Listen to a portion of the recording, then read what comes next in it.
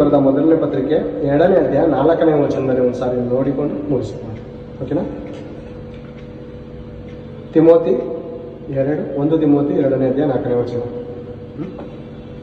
ಎಲ್ಲ ಮನುಷ್ಯರು ರಕ್ಷಣೆಯನ್ನು ಹೊಂದಿ ಸತ್ಯದ ಜ್ಞಾನಕ್ಕೆ ಸೇರಬೇಕೆಂಬುದೇ ಆತನ ಚಿತ್ತ.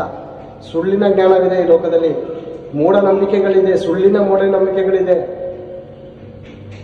ಅಜ್ಞಾನಗಳಿದೆ, ಮೂಢತ್ವಗಳಿದೆ. ಅದೇ ಹೇಳ್ತಿದ್ದಾರಲ್ವಾ, ಎಲ್ಲ ಮನುಷ್ಯರು ರಕ್ಷಣೆಯನ್ನು ಹೊಂದಿ ಸತ್ಯದ ಜ್ಞಾನಕ್ಕೆ ಸೇರಬೇಕೆಂಬುದೇ ಆತನ ಚಿತ್ತವಾಗಿದೆ. ಏಕೆಂದರೆ ದೇವರು ಒಬ್ಬನೇ, ದೇವರಿಗೂ ಮನುಷ್ಯರಿಗೂ ಮಧ್ಯಸ್ಥಕನೂ ಒಬ್ಬನೇ, ಆತನು ಮನುಷ್ಯನಾಗಿರುವ ಕ್ರಿಸ್ತ ಯೇಸುವೆ ಮಧ್ಯಸ್ಥಿಕನು. ನಮ್ಮೆಲ್ಲರ ಪಾಪ ವಿಮೋಚನೆಗೋಸ್ಕರ ದೇವರು ಬಲಿ ಕೊಟ್ಟಂತ ಯಜ್ಞದ ಕುರಿಯಾದಾತನು ಆತನು. ಈ ದಿನ ಹಳೆ ಪರಂಪರೆಗಳನ್ನು ನಾವು ಹಬ್ಬಗಳು ಮಾಡ್ತಾ ಇದ್ದೀವಿ. ನಾವು ಹಿಂದೂಗಳು ಏನ್ ಮಾಡ್ತೀವಿ, ನಮ್ಮ ಸಹೋದರರು ಅಂದ್ರೆ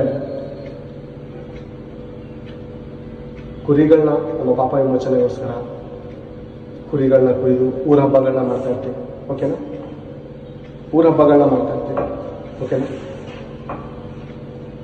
ಮಧ್ಯಸ್ಥಿಕೆ ಅಂದ್ರೆ ಅನೇಕ ಪುರೋಹಿತರು ಪೂಜಾರಿಗಳು ಏನ್ ನೇಮಕ ಮಾಡಿದ್ದಾರೆ ಅಂದ್ರೆ, ನೋಡಪ್ಪ, ನಿನ್ನ ಪಾಪಕ್ಕೆ ದೇವರ ಪರಿಶುದ್ಧತೆಗೆ ಒಂದು ಗೋಡೆ ಅಡ್ಡ ಆಗಿದೆ, ಅದೇನಂದ್ರೆ ನಿನ್ನ ತಪ್ಪು. ಇದು ಈ ಕುರಿ ಮೂಲಕ, ಈ ಕುರಿಯ ಮೇಲೆ ನೀವು ಹಸ್ತವನ್ನಿಟ್ಟು ಪ್ರಾರ್ಥನೆ ಮಾಡಿ, ದೇವರೇ, ನಾವು ನಮ್ಮ ಪಾಪದ ನಿಮಿತ್ತ ಈ ಕುರಿಯನ್ನು ನಿಮ್ಗೆ ಕೊಡ್ತಾ ಇದ್ದೀವಿ, ಇದ್ರ ರಕ್ತವನ್ನು ಬಲಿ ತೆಗೆದುಕೊಂಡು ನಮ್ಮ ರಕ್ತವನ್ನು ಬಿಟ್ಕೊಡು ಅಂತ. ಅದರ ಅರ್ಥಕ್ಕೋಸ್ಕರ ಈ ದಿನನೂ ಒಂದು ಮಾತನ್ನು ಹೇಳ್ತಾರೆ, ರಕ್ತ ಪ್ರೋಕ್ಷಣಂ ಪಾಪ ವಿನಾಶನಂ. ಸತ್ಯವೇದ ಗ್ರಂಥಗಳ ಮಾತಿದೆ ಬೇರೆ, ಅನೇಕ ಗ್ರಂಥದಲ್ಲಿ ಬಂದಿರುವಂಥ ಮಾತು ರಕ್ತ ಪ್ರೋಕ್ಷಣಂ ಪಾಪ ಅಂದ್ರೆ ರಕ್ತ ಸುರಿಸದ ಹೊರತು ಪಾಪಕ್ಕೆ ವಿಮೋಚನೆ ಇಲ್ಲ ಅಂತ. ಸತ್ಯವೇದ ಗ್ರಂಥದಲ್ಲಿ ಅದಕ್ಕೆ ಆನ್ಸರ್ ಇದೆ ಬೇರೆ. ಎಲ್ಲ ವಸ್ತುಗಳು ಯೇಸು ರಕ್ತದಿಂದ ಮಾತ್ರ ಶುದ್ಧೀಕರಿಸಲ್ಪಡುತ್ತೆ ಅಂತ ಹೇಳುವಂಥ ಮಾತು. ಸ್ವಲ್ಪ ಕಡಿಮೆ ಎಲ್ಲ ವಸ್ತುಗಳು ರಕ್ತದಿಂದಲೇ ಶುದ್ಧೀಕರಿಸಲ್ಪಡುವಂಥದ್ದು. ಆ ರಕ್ತವೇ ಯೇಸು ಕ್ರಿಸ್ತನ ರಕ್ತವಾಗಿದೆ.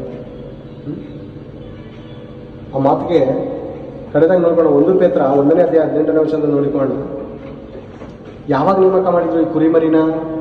ನಾವು ಊರ ಹಬ್ಬದ ಕಡೆ ಹೋಗುವಾಗ ಪ್ರೇರೆ, ಊರ ಹಬ್ಬದ ಕಡೆ ಹೋದಾಗ ನಾವು ಕುರಿಗಳನ್ನ ಕುಯ್ದು ಮಟನ್ ಮಾಡಿ ಗುಡ್ಡೆ ಮಾಂಸ ಥರ ಮಾಡ್ತಾರೆ, ಹೌದಂತೀರ ಅಂತಾರೆ, ಗುಡ್ಡೆ ಮಾಂಸ ಥರ ಮಾಡ್ತಾರೆ. ಈಗಲೂ ನಮ್ಮ ಅಜ್ಜೂರ ಕಡೆ ಹೋದಾಗ ಇದೇ ಪದ್ಧತಿಗಳಿದೆ. ಓಕೆನಾ? ಈ ಕುರಿ ಯಾವಾಗ ನೇಮಕ ಮಾಡೋದು ಅಂತ ನೋಡೋಣ ಒಂದ್ಸಾರಿ. ನಾವು ಹಬ್ಬ ಕುಯ್ತಾ ಇದೀವಲ್ಲ, ಈ ಕುರಿ ಯೇಸು ಕ್ರಿಸ್ತನನ್ನು ದೇವರು ಬಲಿಯಾಗಿ ಸಮರ್ಪಿಸಿದ ಲೋಕದ ಪಾಪ ಪರಿಹಾರಕ್ಕೋಸ್ಕರ ಯಾವಾಗಂತ ಒಂದ್ಸರಿ ನೋಡಿಕೊಳ್ಳೋಣ. ಪೇತ್ರನು ಬರೆದ ಮೊದಲನೇ ಪತ್ರಿಕೆ 1ನೇ ಅಧ್ಯಾಯ 18ನೇ ವಚನದಿಂದ ಓದಿಕೊಂಡು, ನಿಮ್ಮ ಹಿರಿಯರು ಕಲಿಸಿಕೊಟ್ಟ ವ್ಯರ್ಥವಾದ ನಡವಳಿಕೆಯಿಂದ ಈಗ ಮಾಡ್ತಾ ಇದ್ದಾರಲ್ಲ ಹಬ್ಬಗಳು,